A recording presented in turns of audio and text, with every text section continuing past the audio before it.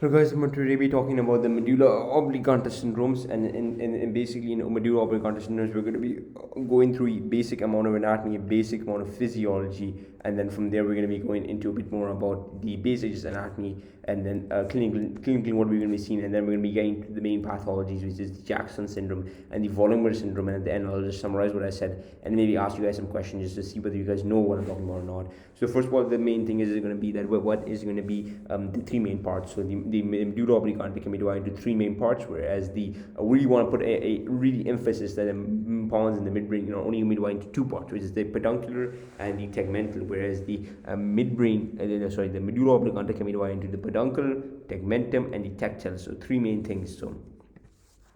So I want to talk about the function of each part. What is the functionality of each part, and how does each part really work? So really, the peduncle is going to be the front part, the frontal area, and this area is going to be really responsible for our corticospinal, so our pyramidal, our voluntary movement, as I've written here, and also our sensation. We're also going to be sensation getting through these pathways. And the tectum is going to be containing a lot of cranial nerves, a lot of reticular formation. So therefore, you get damage to if you're going to get damage to the tegmental part, we're going to be damaging the reticular formation. And reticular formation is very, very important for your life, your breathing. So that's the second thing I want to mention. The last thing I want to mention over here is going to be the previous part, which is the tectal or the tectum part. That's going to be having the superior colliculus, inferior colliculus, which is going to be there for the visual centers and also the hearing acoustic centers.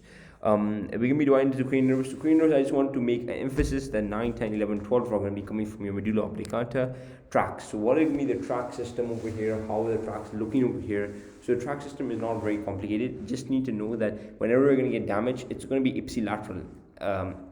For at least the brainstem. The reason for that is the medulla oblongata is sitting here. So whatever side it kind of damages, the opposite side will be affected on the body. So as we did in here, the long tracts, corticospinal, spinal, thalamic are crossed. So therefore, the pathology will appear on the ipsilateral side, and the motor and sensation will be on the contralateral. So the pathology is going to be appearing on the ipsilateral, but the motion and the sensory loss is going to be occurring in the ipsilateral. So if you get a damage on the left side, it'll manifest as the right side being damaged. The neurophysiology in the medulla oblongata. And the neurophysiology in the medulla oblongata is that the medulla contains the pons with the spinal cord, and there is going to be pyramidal tracts which contain the corticospinal fibers, which are going to be originate from large nerve cells in the precentral gyrus of the cortex, and they're going to be continuing to the cerebral peduncle, and then to the medullary pyramids, and then they're going to be they form the decussation of the pyramids. And the lower part is going to be the fourth ventricle, and lateral and anterior spinal tract is going to be the continuation of the contralateral position and the way to the thalamus. The posterior column of the medulla oblongata is going to be, so just to explain what I'm saying, is the pyramidal tracts over here. The pyramids are going to be bundles of corticospinal tracts. So that means that they're going to be responsible for our voluntary movement, and they're going to be originated from large nerve cells in the precentral gyrus of the cortex, and they're going to be continued through the cerebral peduncle to the medullary pyramids, and they're going to be decussated at the pyramids. So what does any of that mean? So we'll have to go back to our diagram over here. So if you see our diagram over here, they're going to be originate from, like I said, from the peduncles, from the cerebral peduncles to the medullary pyramids. Pyramids are going to be basically, you can imagine, two sections over here. So I'll just draw one over here and one over here, and these pyramids are going to be where these fibers are crossing. So you can just put them as they're going to be the crossing over here,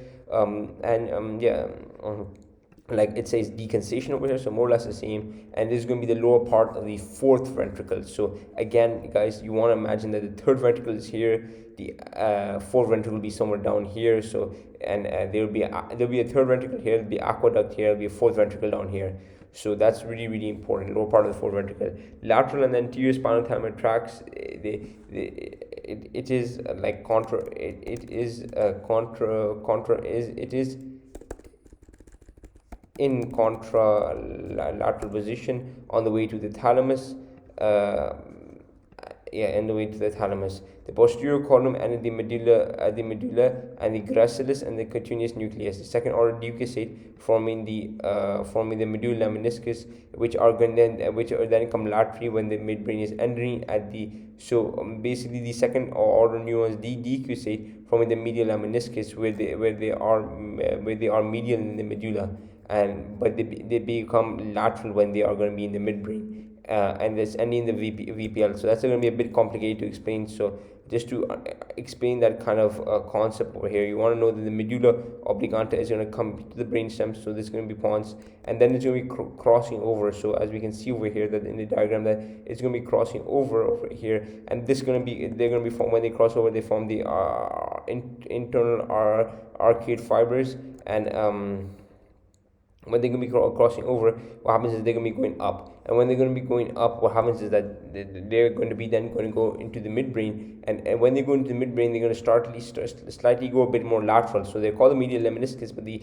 irony of that is that because they come a bit lateral in the midbrain, so it's only at the top they start becoming very lateral. And from here, they go to the VPL. So from here, their fibers, they're going to just continue going to a VPL. VPL is basically a nucleus in the thalamus, so not too much details about that, but you can imagine the last part of the fiber goes to the VPL in the thalamus. So you can imagine there's a thalamus here, and then from here it goes to the cortex. So that's a really just a way to say it. The clinical significance, like I said, that where was I in the previous slide? In the previous slide, I said that the tegmentum is going to be there for the reticular formation. So when you damage the reticular formation, it problems the heart rate and respiration. Like I said, I've explained many times. Many in this diagram, I've been explaining the descending fibers, but there's also ascending fibers such as SET3, which I showed over here, going lateral. We also have, so it's like a passageway, it's a conduit. That's how they describe a conduit for the upper and ascending and descending. And they do obviously include, and any type of damage can be there, very non-specific, vascular, neoplasm, hemorrhage, demyelination, any type of thing can cause damage over there. Pathologies, guys, this is going to be the first pathology that we're going to be covering over here. The first pathology that we're going to be covering is our beautiful Jackson syndrome. So this beautiful syndrome is quite simple. Basically, we're going to be having a problem in the medial part. So if we have our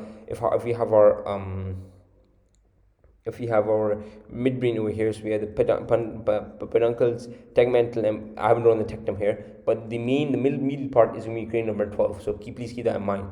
So you're going to be a paralysis and atrophy of the tongue, and contralateral hemiparesis, the lungs, the trunk, limbs, and contralateral decrease of tactile proprioception, vibration, and it is going to be involved with the inferior part of the medulla oblongata. So that's going to be very, very important. The Wallenberg syndrome is going to be otherwise known as the lateral medullary infarction. This is going to be most common in the pica, or the posterior inferior cerebellar artery. And pica, I'm going to be showing that in detail. So pica is going to be here, and this is going to be, and what happens is that you're going to be really damaging the lateral parts, because you can see pica over here.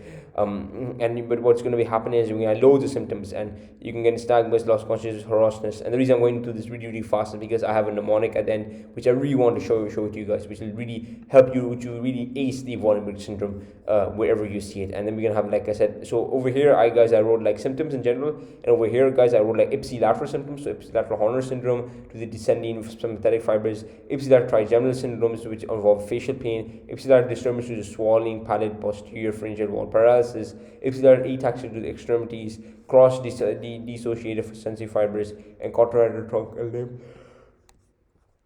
Wallenberg syndrome is going to be causes the paralysis of the extremities, altered reflexes, and preliminary signs, and these are going to be usually absent. As a rule, these acute signs disappear within a week, and most patients appear to receive satisfactorily. The Wallenberg syndrome can be learned with this mnemonic called NPH SAT.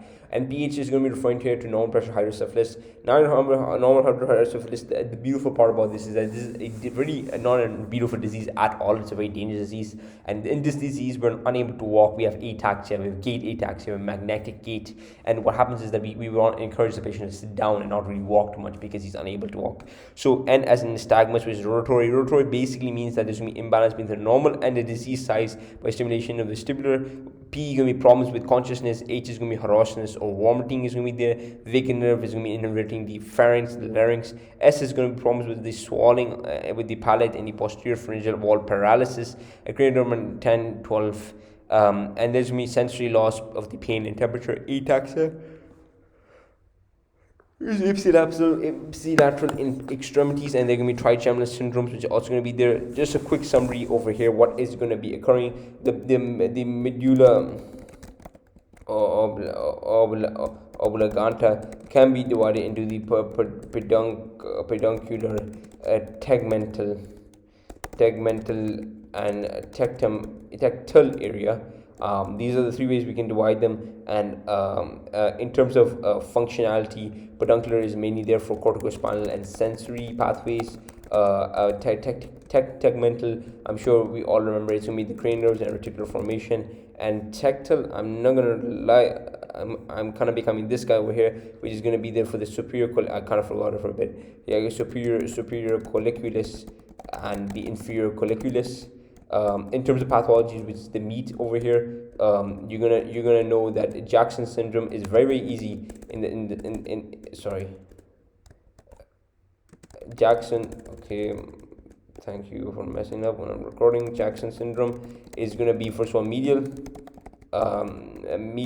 medullary syndrome involving the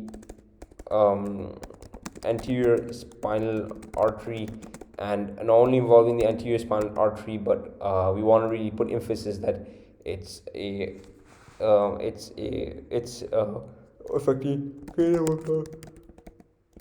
ipsilaterally, sorry for yawning, hemiparesis, contralaterally, we kind of spoke about that. And the last disease is going to be okay, thank you again for messing up, lateral medullary syndromes, which is going to be there for which artery? Pica, posterior inferior, and we can remember this NPH, SSAT or SAT.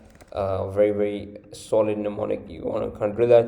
Quickly gonna go into the new side, ask you guys some quick questions just to see how much you guys remember. The first question I'll be asking is that so I'm gonna be asking about what is the function of the tactile area. So that functional tactile area is gonna be superior and inferior colliculus. Here's a bit of a trick question. What is the function of the inferior colliculus? Inferior colliculus would be, obviously, what would it be? It'd be for acoustic or hearing centers, like hearing reflex centers. And then I'm gonna be asking you guys, which artery is involved in Jackson syndrome? And the answer for that would be, yes, you already know it, and the answer for that would be our beautiful anterior spinal artery. And then the last thing I'll ask for you guys is that what happens to the voice in the lateral medullary syndrome? So as we know, we can get hoarseness. So guys, thank you very much for watching this video. I hope you guys really enjoyed it. I hope it was very useful, and I hope to see you guys next time.